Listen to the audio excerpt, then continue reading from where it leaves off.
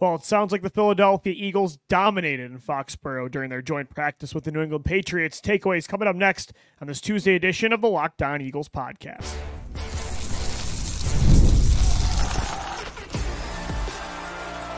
You are Locked On Eagles, your daily Philadelphia Eagles podcast.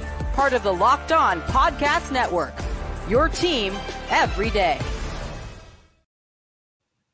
Thanks so much for making Locked On Eagles your first listen each and every day. Welcome in, Eagles fans, to this Tuesday edition of the podcast. I'm Louis DiBiase, joined as always by my co-host Gino Camilleri. We're brought to you by LinkedIn Jobs. They help you find the qualified candidates that you want to talk to faster. So post your job for free at linkedin.com/LockedOnNFL. That's linkedin.com/LockedOnNFL to post your job for free.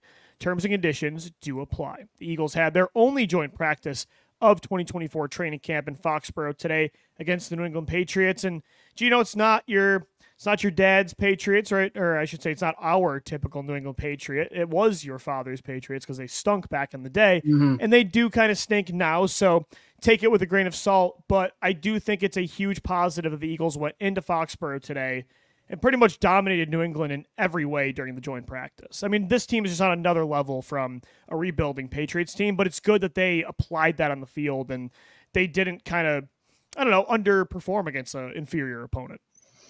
As you said, this is the only outing that they're going to have against another opponent in a practice type of setting, which is good because I'm a big fan of these joint practices. I always say, get rid of the preseason games. Just give me some televised joint practices. Especially when your starters don't play, right? I mean, it will be much more fun to watch and entertaining. And man, the Eagles walked into Foxboro and beat the brakes off these boys, apparently. Let's just set the stage here, Lou. This is from Phil Perry on Twitter. He is a Patriots reporter. He said, in 11-on-11 periods against the Eagles, here's how I tracked the first and second team Patriot offenses.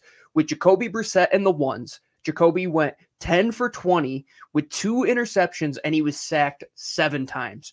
Drake May with the twos went 4 for 7 and was sacked 8 times. So against their top 2 sacks between quarterbacks, the first two teams. Yes, chart them how you want. I did not see that. I know they were having pass rush success. I didn't know they had 15 sacks. Domination is what that sounds like. And yes, take it as you will. It is a joint practice against a much inferior opponent, but this is what you want to see. You want to see your team who on paper, and after the last game, I thought you had a lot of depth to show, went out there and showed exactly that today against a team who is clearly rebuilding. They're clearly younger, trying to figure out their quarterback situation.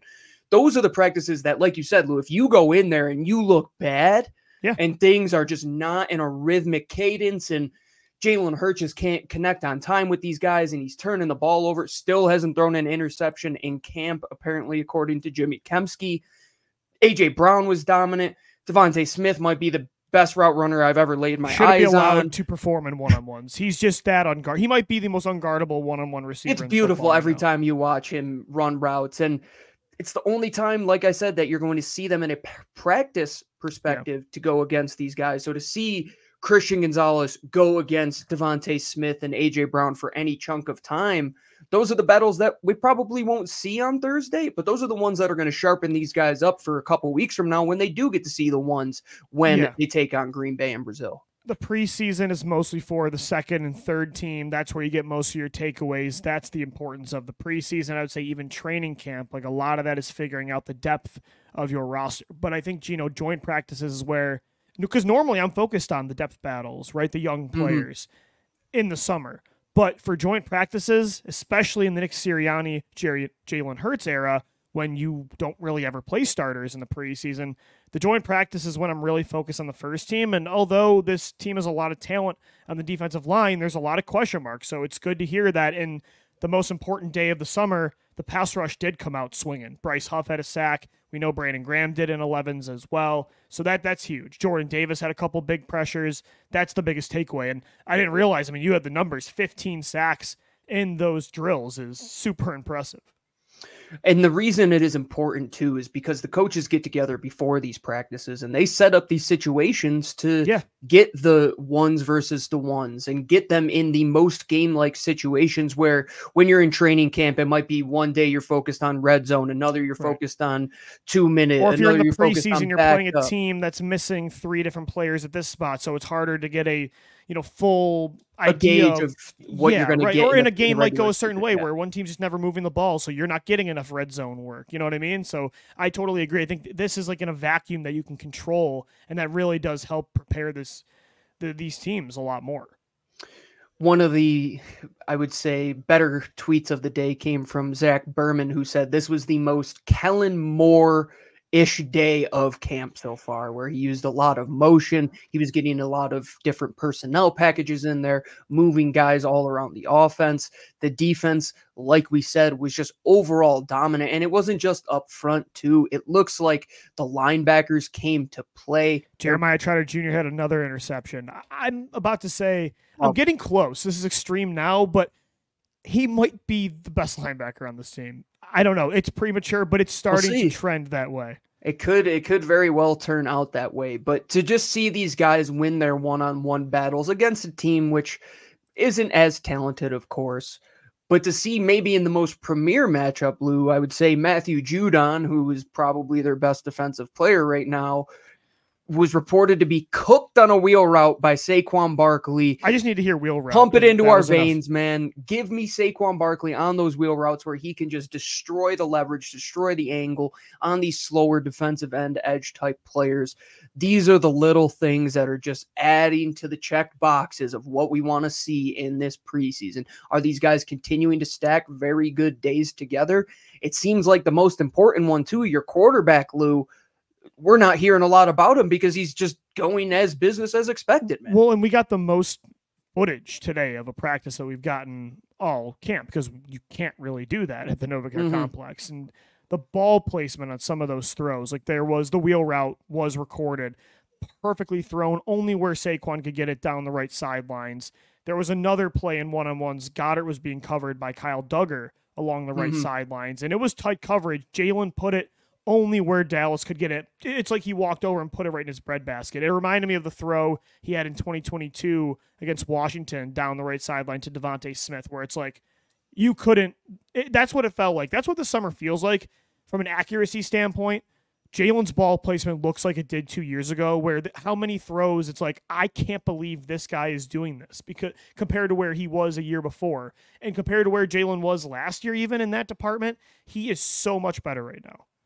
It's wild that a running back is able to do that, isn't it? Well, that's the point. Is like we always wonder, could he make those kinds of throws? Like he might be able to get to a certain area, but think some about of the passes we were talking about a couple of years ago, man. He's blown away our expectations, and these great days that he just continues to put together. That's that next evolution of a leader and as a quarterback, where going into camp, he is going to have everything T's crossed, I's dotted, and in a new offense, Lou, that might be the most impressive thing where he's gone every single season essentially with a new play caller, and he just picks it up like a new language, and it's like he just pumps it into his veins just by drinking it like a liquid, man. Like he understands how to be a quarterback, and very promising things coming out, and we'll see on Thursday what happens. And apparently Tanner McKee got a little bit of go with the twos today, so we might see some fun on offense in a couple days from now. Also on defense, Vic Fangio, for the first time it feels like all summer, was kind of really mixing it up at inside linebacker when it comes to who's playing next to Devin White, even to the point where Nakobe Dean actually started 11 on 11s next to Devin White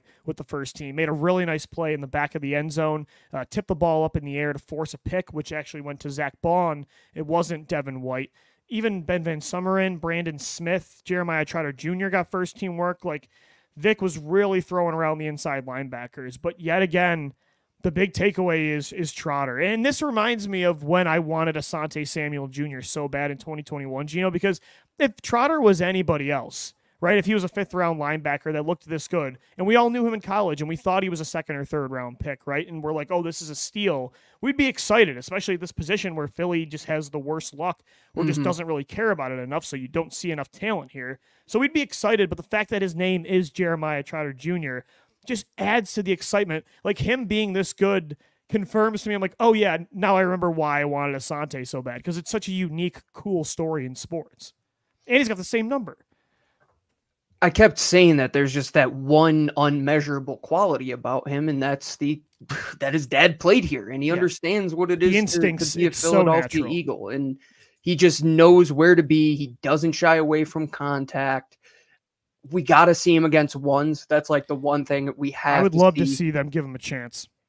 I mean, week 1, you'll probably see him in sub packages. He's not going to be a guy that they don't dress at this point. It's clear that he can play. Well, and he made a big special teams play last week. He's dressing every game. Without a doubt. And I think that's the one thing that you want to see from these preseason games from the rookies, especially in these practices too.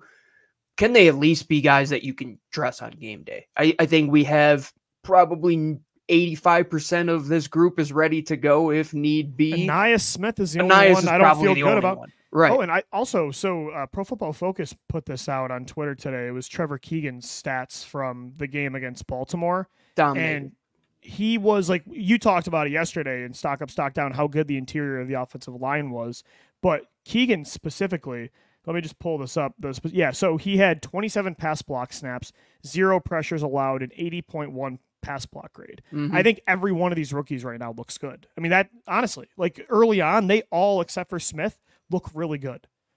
And it's a shame. I wish him the best, man. I don't know if it's a mental block that he's got going on the field. Yeah, he's injured something. too. I mean, he was injured in the spring. Maybe it's partly that, but he just looks like some beat reporter said it reminds them of Donnell Pumphrey, where early on you're like, oh, they just don't have it. Or the story you always talk about with Shelton Gibson, where you could tell quickly it was just evident. Yeah. And sometimes it does turn out like that, because at that point when you're picking in the draft, you're kind of relying more on maybe just your area scout or just a lesser amount of information input, and you might miss on 1 or 2 guys. But that's not to say that Ainias Smith is a dead dog walking. Like, to say that 85% of your class already is looking to be at least a serviceable player for now. We'll see how things continue to progress.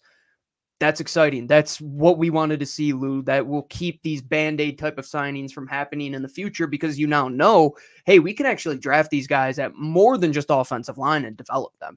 We can actually develop some linebackers. It seems like that development is kind of coming quickly to Jeremiah Trotter Jr. And Nakobe Dean hopefully looks better year over year than he did last year. And Zach Bond is picking up a completely new position. So they must really trust their coaches.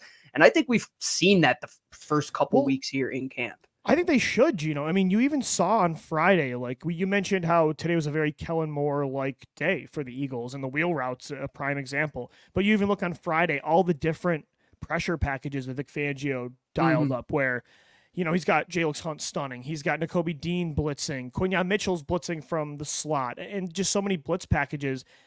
And you look at the Will Shipley touchdown, the way that was so clearly a Kellen Moore play design. This is the first time in a long time where the Eagles have had some great years and some great players, some great offenses, some great defenses. But how often can you say the coaches elevated the roster instead of vice versa? And I really feel like early on, that's the inclination you're getting. You have to have that give and take, and especially this season when you are moving in a more skewed direction towards the youth, you have to have that trust, and it's a full circle. That's a great point. This year more than ever, you need strong coaching. That's a very good point. And it was probably a conceded effort last offseason that they fully understood that this season they weren't going to have as many vets at these positions, that they were going to have to develop, that the staff that they brought in did bring in coaches that had a good track record at developing. And you look at defensive backs coach Christian Parker, who's just continuing to put out dog after dog after dog on the field.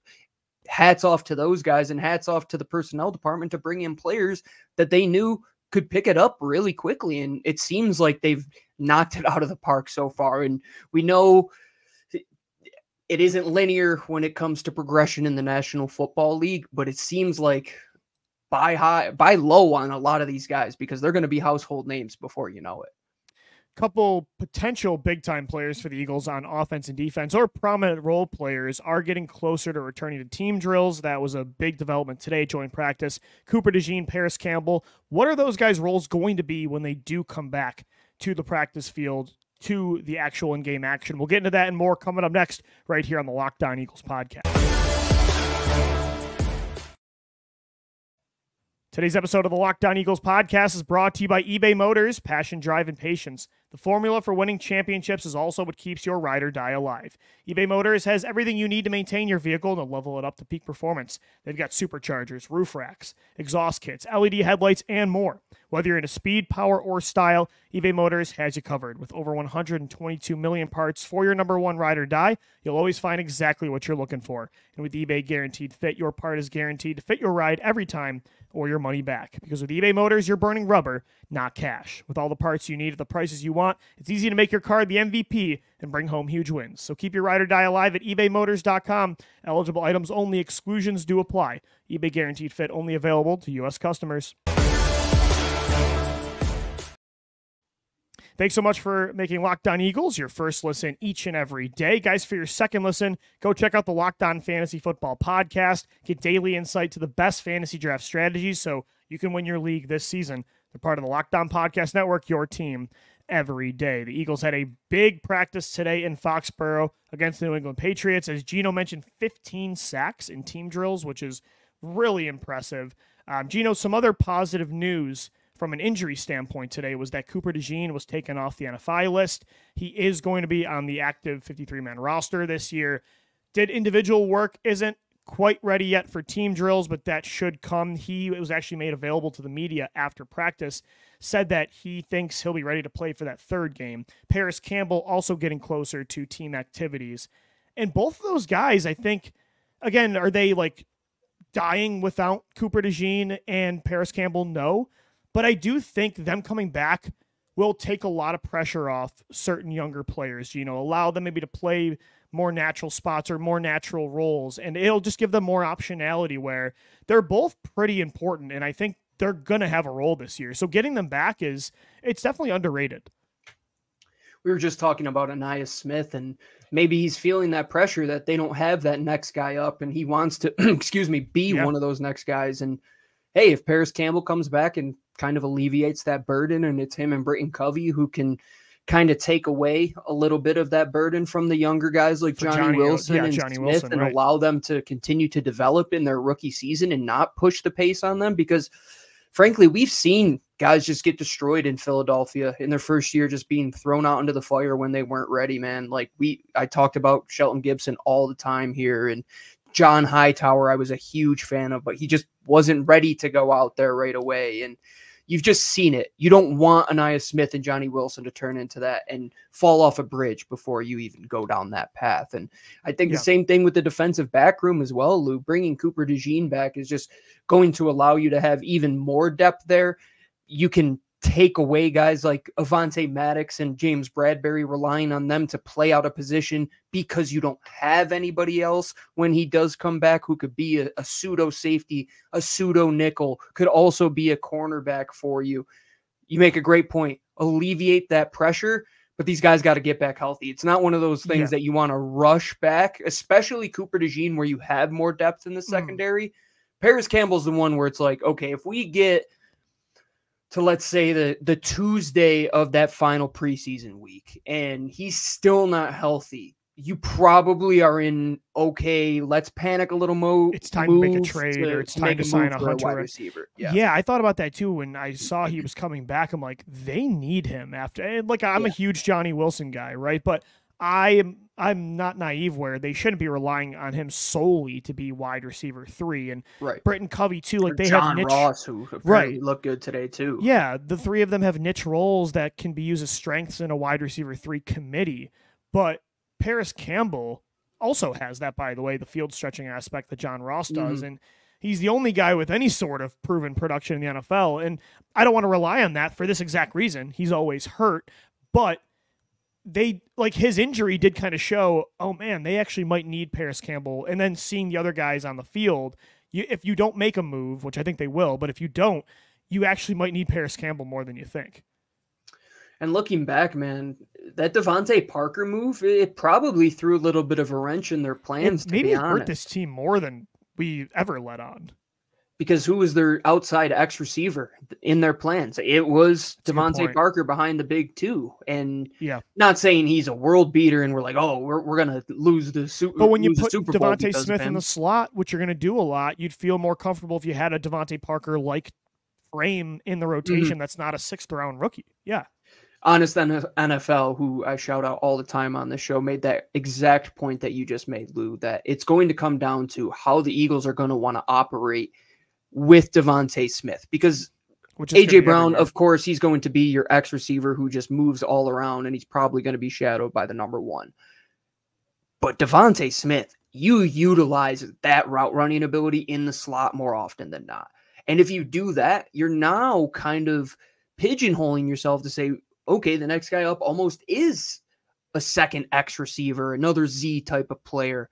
But if Devontae is going to live in both of these worlds, then you can get by with that committee type of approach, which at the end of the day isn't the worst thing in the world because Devontae can win inside and out. It's not like he's just a slot type of receiver, but you want to utilize those two-way goes. Something with AJ at the same time. But if you just want to put both of them outside, keep them outside, Hunter Renfrow might be more of your cup of tea. But if Devontae is your primary guy on the inside, well, we might have to go look for a bigger body type of player, like a John Mechie who can at least be serviceable potentially out there. Or Noah Brown. Robert Wood. Yeah, we're just go after one of the Houston Texans receivers. Get one. Yeah. No, I agree. And that's the thing is you need one of these guys to step up so it gives you optionality to use Devontae Smith the way you want to. And you don't have to just keep him locked into one spot or the other, right? Because if nobody can get open in the slot, you might have to use him more in there. And if none of those guys can play the X or an outside position, then Kellen Moore might not be able to be as creative as Smith and use him across the formation. Like, is your third guy just your decoy at that point where he's just running clear routes and he's just running overs to get the other guys open, which Wes was, and it's like, oh, here we are back to the same plan we were in last year. This is a big 2 weeks to see how Parris Campbell looks when he comes back. If he can stay healthy, how does Johnny Wilson look in the game? Does Britton Covey maintain this just solid, reliable level of play? Right. And if not, there's a lot of options out there, I think, Gino, and I think a lot of even surprise cut candidates are at the wide receiver position across the league. Howie's going to have to do some digging, but it's a big 2 weeks. We should start to do some digging for some back half of these rosters here to see who's out there. Put together a nice. I think that's the plan for the show tomorrow is to take a look at that for sure. So it's very underrated. Parris Campbell coming back, and then Coop is. Yeah, Gino, I'm just excited to see where they play him because haven't seen you and him in the same room. Still haven't seen it. Hey man, the leg's ready to go. I'm ready to play. And personally, I want to play in the slot so then Quinyon can go back to the outside. But I am curious like what his role is going to be now because Quignon's been crushing it in the slot. Do they use him as a kick returner when he's back? So that's going to be fun. So I'm really excited to see DeJean and Campbell back on the practice field. All right, coming up next right here on the Locked On Eagles podcast, we wrap things up with what's more likely. Don't go anywhere. We'll be right back. As we roll along, this episode of LOE is brought to you by our friends over at LinkedIn Jobs. When you're hiring for your small business, you want to find quality professionals that are right for your role. Howie Roseman might be using LinkedIn Jobs to find himself that wide receiver 3 if Parris Campbell doesn't come back healthy. So that's why you also have to check out LinkedIn Jobs. It has all the tools to find the right professionals for your team faster and for free. LinkedIn isn't just a job board. LinkedIn helps you hire professionals you can't find anywhere else, even those who aren't actively searching for a new job, but might be open to the perfect role. In a given month, over 70% of LinkedIn users don't visit other leading job sites. So if you're not looking on LinkedIn, you're looking in the wrong place. On LinkedIn, 86% of small businesses get a qualified candidate within 24 hours. Hire professionals like a professional on LinkedIn. Today, post your job for free at linkedin.com/LockedOnNFL. That's linkedin.com/LockedOnNFL to post your job for free. Terms and conditions apply.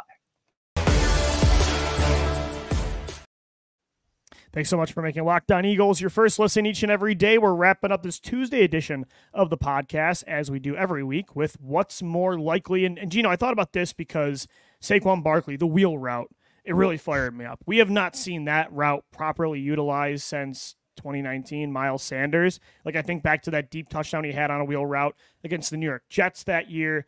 And Saquon, started to think about him. So I came up with a what's more likely question for you that has to do with the end of the year awards in the NFL. What do you think is more likely? And it has to do with two Eagles winning end of the year awards. What's more likely? The Eagles have the MVP and a Rookie of the Year winner, or they have both a Comeback Player of the Year and either the Offensive Player of the Year or the Defensive Player of the Year. So essentially it's like, is it Saquon, CGJ, Devin White, like one of those comeback players and then like a star receiver? Or do you think it's like Hurts and then one of the rookies? I think Hurts and one of the rookies. You think so? I think either Cooper or Quignon could. You have two really good chances on defense, is what I'm going to say in that regard. Even on offense or not probably, but Jalix Hunt's going to play at least, so you got a chance. And maybe Jeremiah Trotter like has a Tariq Woolen type of fifth round pick season where it's like, why did this guy fall? And here we are again saying maybe Johnny Wilson just rocks, or Will Shipley has, I don't know. It's Saquon goes down. The comeback one. I hate how they draw that up. It's I guess it depends on what Brandon Graham should have won the comeback player of the year a couple years ago, and that was last year actually, right? That was the year after. It was 2022. He had a career high, so he tore his Achilles in 2021. Followed it up with a career high season in sacks, and they gave it to, was it Geno? Just because Geno Smith? Yes, it was Geno Smith because he had. But what did he come back from? Year. Just being average. But he was never there before to begin with. That's why I'll never put my eggs in this basket of the comeback player of the year anymore. Like, you can't. And I think now more than ever, I mean, Jalen Carter, I thought he was the one that really could have pushed the pace. But I agree. Just towards the end of the year, it kind of slowed down a bit. But Quignon Mitchell, you talk about being set up in a situation where he doesn't have to be the number one, where he's going to be able to make plays on the football. His defensive coordinator is hyping him up to the nth degree, Lou, where he's basically saying, we have to keep this guy on the field. We don't have anybody else to play in this position he trusts him, and Fangio does not normally like trust a young guy that quickly. And you said the other day, man, he doesn't take any BS or just talk any BS. What he says, he actually means. And it seems like he's going to give the kid all of the opportunities in the world to make plays. And we saw it week one of the preseason. Show off those instincts, show off that ability that you showed at Toledo to go and make plays on the ball in both zone and man opportunities now at this next level. Dude, who's to say? We said it. I agree with you. Probably a month ago, like, what if he does get 6 interceptions? What if he does lead the team? It's like, that's a defensive rookie of the year type of outing. And if Jalen Hurts does what he does, the way he's playing, you take the MVP. No, I agree. Odds, whatever they are, right? I'm with you. I would also say MVP and a Rookie of the Year award. I think Saquon has a good chance to win either. The thing about that part of this equation, comeback player and offensive player of the year, like Saquon could win either both. Ooh, now that's both. Another. Now here, let's say, would you rather, or not? Not would you rather? What's more likely? Yeah.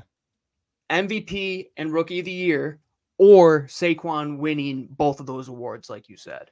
Ooh, I'd still take the first one, but I could totally see it. Because if he goes, has anybody ever done that before? 2,500 all-purpose or some ridiculous number where you're like, okay, he was clearly the best guy, and he did the Geno Smith like be better than he was last year type of thing, and I could see that. That would be a magical season if so, but I'll still go with the first one. I agree. But they do have some candidates. Is the guy I'll always put my chickens in his basket. And what if CGJ leads the league in interceptions? I mean, that's a comeback player of the year candidate. There you go. So is Devin White. I mean, I don't know if they'd ever give it to like a safety or a linebacker. Normally this is a flash year. Insane season. Yeah, right. But then offensive player of the year, defensive player of the year, you've got some candidates. You've got Saquon, AJ Brown. It's not normally a quarterback award. MVP is. So it goes to the best player at another position. Right. So Devontae could get it. I think for defensive player of the year, that could be Jalen Carter.